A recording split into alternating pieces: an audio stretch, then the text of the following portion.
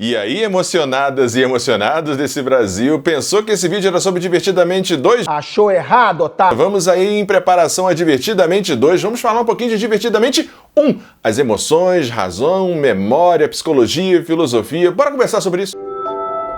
Fala aí, pessoal, tudo toxia, tudo tranquilo, tudo beleza? Eu sou o Thiago Iribarne, emocionado para fazer esse papo aqui sobre Divertidamente 1. Sim, vamos falar um pouquinho, reviver um pouco, rememorar, pegar as nossas memórias de base, memórias afetivas aí sobre esse filme em preparação ao Divertidamente 2 que tá saindo nos cinemas e que será a próxima crítica aqui no canal. Então, sem mais delongas, bora começar! Podia ter sido um desastre. Gente, que desastre.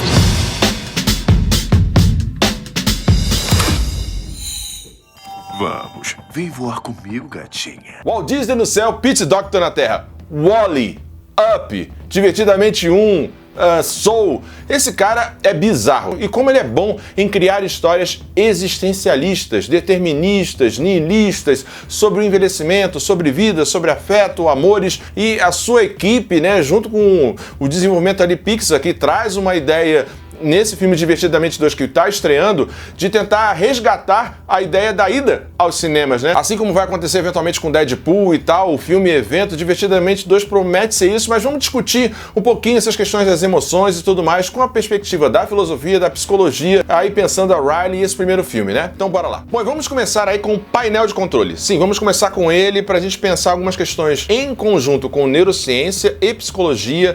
Dentro desse contexto, a emoção da Riley, a primeira emoção dela, como a gente bem sabe, é a alegria. E o painel de controle ele é bem de baixo estímulo, né? É apenas um botão sem grande complexidade neurológica, neural, emocional e etc. Esse painel de controle ele vai sendo, né, permeado por uma dialética com a tristeza. Então a alegria e a tristeza são emoções dialéticas. E aqui, voltando pra mim, acho interessante pensar que talvez a minha primeira emoção fosse o medo.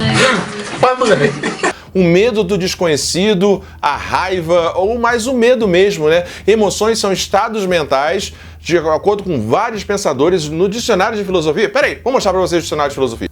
Tá aqui, ó, escalhamaço aqui. No dicionário de filosofia, emoção é bizarro, cara. Emoção tem mais ou menos, assim, umas 10, 12, 15, né? 12 páginas só de emoção. Vai passando por Platão, Aristóteles, Santo Agostinho, Dewey, psicologia americana, enfim, vários autores tratam da ideia de emoção e aqui no dicionário de filosofia é um troço muito complexo, assim, mas são estados mentais, pelo menos 7 emoções. E é interessante pensar nessa dialética entre alegria e tristeza e o personagem principal é a tristeza. O miserável é um gênio! É a tristeza, é se reconciliar com essa tristeza. Esses 3 painéis que aparecem ao longo do filme mostram não só podas neurais, né, a questão do hipocampo, hipotálamo, as questões de neurociência, afetividade, emotividade, de existencialismo, as questões de gênero, né? Você tem o gênero nas emoções da mãe, nas emoções do pai, já mais cristalizadas, com a identidade mais formada das emoções ali. E esses painéis de controle dizem muito de como nós vamos nos destruindo e reconstruindo ao mesmo tempo, né? Num princípio bem heraclitiano. Nós não somos os mesmos, o caminho de ida e o de volta não é o mesmo, assim como o rio. Então tem um princípio ali do paradoxo, né, do navio de Teseu que teve lá em WandaVision mais recentemente. Se você muda as peças do navio durante a viagem ou no museu, o navio de Teseu ainda pode ser chamado de navio de Teseu? Sim, se você pensar no princípio de identidade, né, aquele navio que pertence a Teseu. Então aqui Riley, ela vai formando a sua identidade a partir dessas memórias de base e o filme é muito efetivo e didático ao mostrar isso em tela pra gente. E dentro da psicologia, neurociência, antropologia, cultura, são pelo menos 7 emoções que são observadas em várias culturas e estudos antropológicos. E aí ficou de fora, pelo menos, o susto, né, e o desprezo. O desprezo foi juntado com a nojinho, né, e o susto foi juntado com o medo para você não ter 7 personagens, mais 5. É interessante pensar nessa perspectiva como que as emoções, elas ficam desbaratinadas quando a alegria e a tristeza são sugadas ao mesmo tempo, como elas são duais, dialéticas e de base, né, muito importantes, elas ficam perdidas, né? Quando você tem, por exemplo, raiva fazendo a decisão de fugir de casa e ao mesmo tempo o medo tentando entrar, ela tem medo de fugir, quando na verdade o que precisa entrar é a tristeza. E aí a gente tem que falar da tristeza. A felicidade em excesso, a hiperfelicidade, felicidade postagem de redes sociais, etc. e tudo mais, é também sintomática, é também patológica, né? Ninguém pode ser feliz ou triste a todo momento, em todo o tempo. É preciso uma complexidade, uma dualidade, uma maturidade emocional e psicológica para lidar com as emoções, de modo de fala, de modo constitutivo do sujeito social. Isso é o que acontece ali no Divertidamente 1, né? Essa transição dessa pré-adolescência para a adolescência e a complexidade junto com a aceitação da tristeza. Por isso que eu disse que a tristeza é o personagem principal aqui. E é muito bonito de ver, né? Ding Dong. Um minuto de silêncio para Ding Dong, nosso amigo imaginário preferido.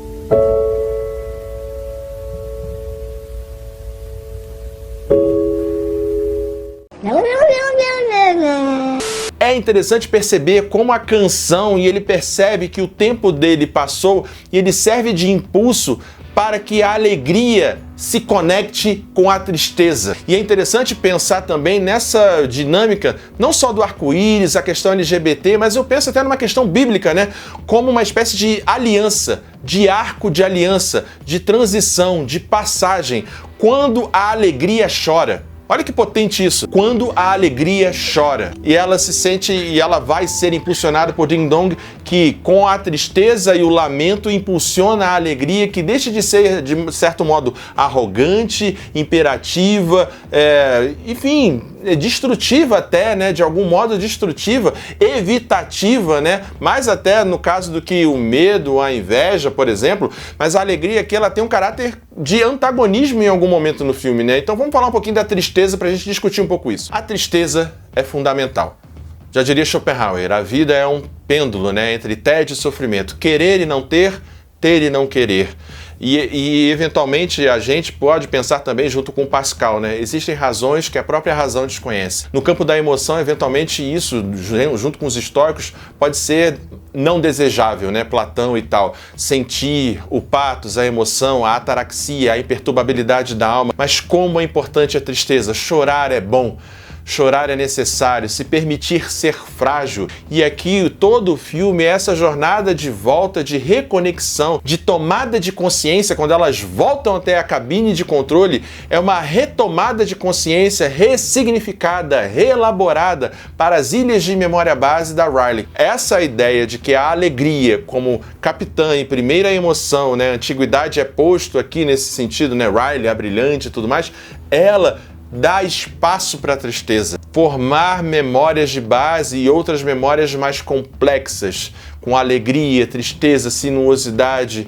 O valor e o reconhecimento eventualmente advém de momentos anteriores de dúvida, de tristeza e etc. No nosso contexto neoliberal, capitalista, de autoprodução, Byung-Chul Han, sociedade do cansaço, eventualmente a gente vive com raiva, a gente vive com tédio, a gente vive com vergonha. Os adolescentes, a evitação do toque físico, do contato, o medo e tudo mais. O papel da tristeza é muito importante, até e sobretudo na terapia. Um momento ali de abraço final com a família é um momento daquele sorriso de canto de boca, aquele sorriso de conforto. Isso é muito importante pensar na Riley. O privilégio que é essa família branca, essa família heteronormativa, essa família cis, essa família com suporte, essa criança com suporte. Quantas crianças não têm pais, não têm mães, são largadas, jogadas, abandonadas, depois que eventualmente grupos pró-vida forçam crianças a terem crianças a serem mães de seus próprios irmãos,